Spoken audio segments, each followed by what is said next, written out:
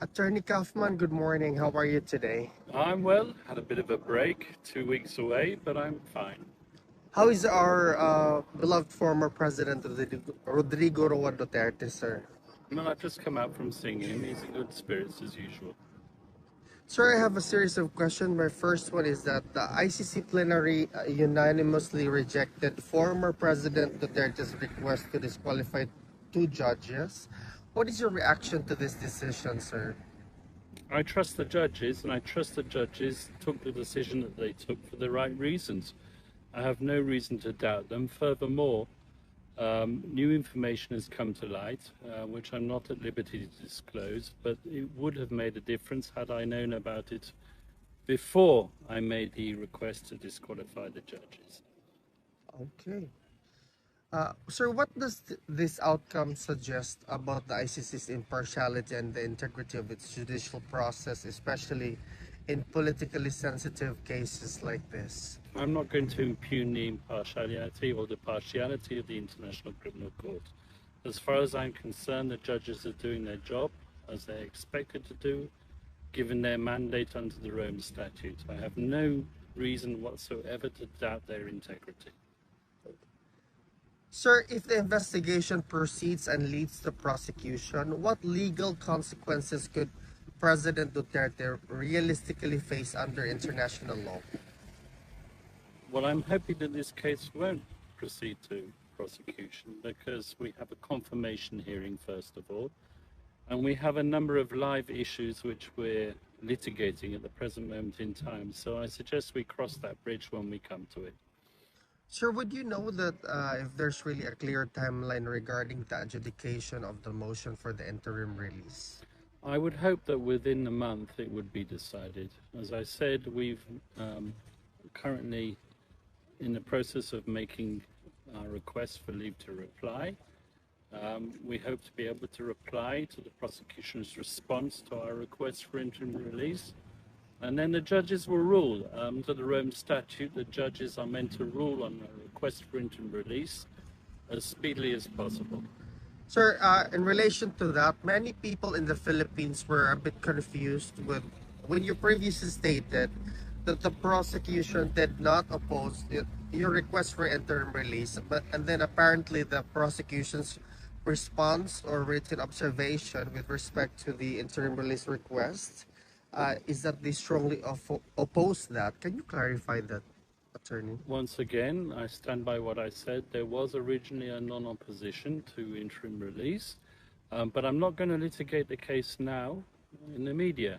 The case is a live issue, the matter is a live issue, sorry, before the court, and I'm not allowed to litigate it by way of social media. Thank you, sir. There are reports claiming that Belgium and Australia declined to host former President Duterte during his interim release. What is the truth behind this? Well, I don't know where Christina Conti, because I guess that's who you're referring to, got that from. I'm not going to comment on any country. I'm not allowed to. These matters are confidential. But I assume that Christina Conti, knowing the way that she thinks, has looked at the interim release agreements at the court, has decided that Belgium, because Belgium has signed an interim release treaty, is the destination or the proposed destination for President Duterte. I'm not going to comment on that. The same goes, by the way, for the Honorable Justice Minister or the Secretary for Justice in the Philippines, Mr. Remula, Yes. who's decided that there's a Latin American country that's prepared to receive President Duterte. Once again, I assume that he thinks we're talking about Argentina because, once again, Argentina has signed an interim release agreement with the International Criminal Court. I'm not going to comment on that. Okay, sir. The Department of Justice in the Philippines reportedly sponsoring witnesses in the ICC case against the President Duterte because, as you mentioned, sir, all evidence related to the former chief executive's war on crime has already been destroyed.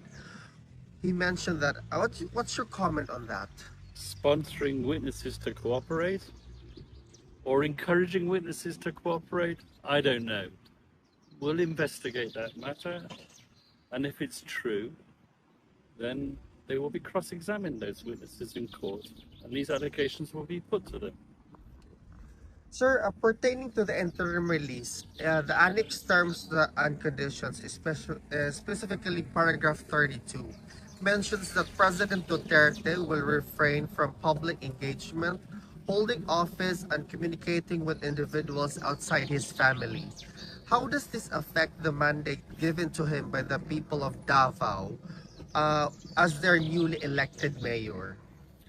I look at the events in Davao and the elections as something else entirely. I view it as a vote of support for President Duterte, the former president, and I view it as a rejection of what was done to him by the current incumbent government. I don't view that as a mandate to rule Davao. Yes, of course, if he was released, then he would rule Davao. But he's not. He's sitting here in a prison. Physically, he's not able to govern at the present moment in time. It would be irresponsible for him, and he has told me that. Okay. Are there already arrangement for his oath taking? I'm not going to comment on that matter. Okay. Who is exactly considered outside his family in the context of the interim release, sir? Well, interim release, once again, is a matter which has to be decided. And also the scope of people who are in his family will also be decided. Sir, could appeals or objections from civil society groups or international organizations influence the court's decision on the urgent interim release motion? The victims have a right to make their voice heard, and they can comment on the application for interim release. And the court has already ordered the victims to make their observations known. They do that through a dedicated office in the court, which is called the OPCV, and the OPCV has responded. Sir, in this particular question, should the Philippines is already a non-member state of the ICC to the Rome Statute. Is it legally possible for it to voluntarily offer to host President Duterte during his interim release? Even non-state parties can host persons who are on interim release from the International Criminal Court, should the court approve it. Obviously, we would want President Duterte to go back to the Philippines. But if I'm not mistaken, the government has already stated point blank that it's not prepared to receive him. Will the public eventually be informed, sir, about which government or governments, if any, has expressed willingness to receive President Duterte should interim release be granted? I anticipate that that could be the case in due course. Indeed. Sir, this question is highly political. Has your meeting with Senator Amy Marcos had any direct or indirect bearing on President Duterte's case before the ICC? Or if you're able to share what was the nature of or the purpose of your meeting? I'm able to share that. It was me who asked to see Senator Amy Marcos. I wanted to see her because I saw her in action in the committee hearings. I was impressed by what she had to say. I was impressed by the way she handled those hearings. And I was impressed also by the conclusions and the report that she produced. So I asked to meet her in order to receive that report. And I did. Thank you, sir. Sir, and by the way, yes, go ahead. That report hasn't been published on the Senate website. I wonder why. Thank you, sir. Is it legally realistic for former President Duterte to seek any form of remedy or protection under Dutch domestic law while under the jurisdiction of ICC? Well, I think I know where that comes from. There's some Filipino lawyer who suggested that he might be able to seek remedies under Dutch law. That's not the case. Sir, the last question. Uh, is it common for the office of the prosecutor to express no opposition to a motion such as the interim release? Or is this unusual and specific only to the President Duterte's case? As I've said, in the past, it's possible in offences against justice cases. However, would be the first time if the prosecution do follow through on their original non-opposition, which was stated to me for one particular country. If they follow through on that, that would be the first time in an Article 5 case involving atrocity crimes or alleged atrocity crimes that the prosecution will express non-opposition to its release, yes.